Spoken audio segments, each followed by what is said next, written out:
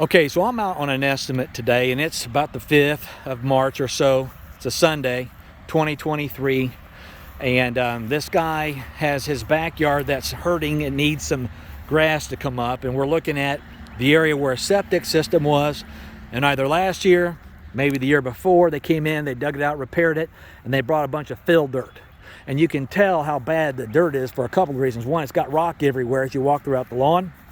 And also, it rained heavily all day a couple of days ago. So this is still very moist and soft. My feet are sinking as I'm walking.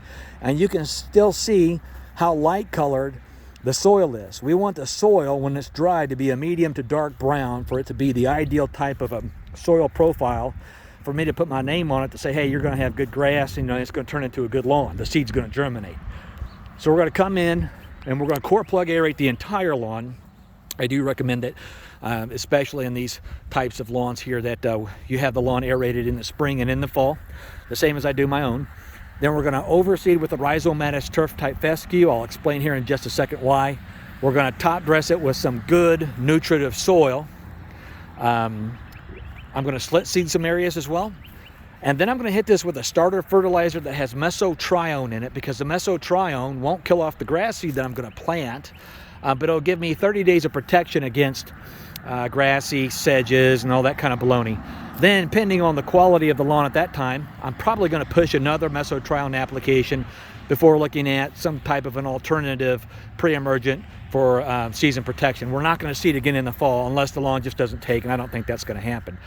Now, I mentioned a minute ago rhizomatous turf type fescue, and I use that seed because it does better in the sun than Kentucky bluegrass. It also happens to do good in shaded areas, but it requires far less water than Kentucky bluegrass for it to thrive. So I'm a fan of that. And also, rhizomatous turf type fescue spreads by growing out stolons and shooting them out sideways laterally under the ground, and then that new blade coming up in an open area. So you can come in and really seed a lawn really heavily in at the start of the season or in the fall, and then several months later it'll continue to fill in. Now, ideally, I don't want to seed a lawn in the spring if I had the choice between the spring and the fall, but you can still get it to come up. And homeowners have homes built, or home builders build homes all times of the year. It comes down to whether or not you're able to keep the lawn watered. This particular lawn doesn't have an irrigation system. So the time of the year kind of works out. We're kind of rolling the dice here on pre-emergence because mesotrione does work. I don't like it as a pre-emergent as far as efficacy is concerned when compared to prodiamine or dithiopur, but it's about the only thing that I have access to right now that I can use that's not going to kill off the new seed.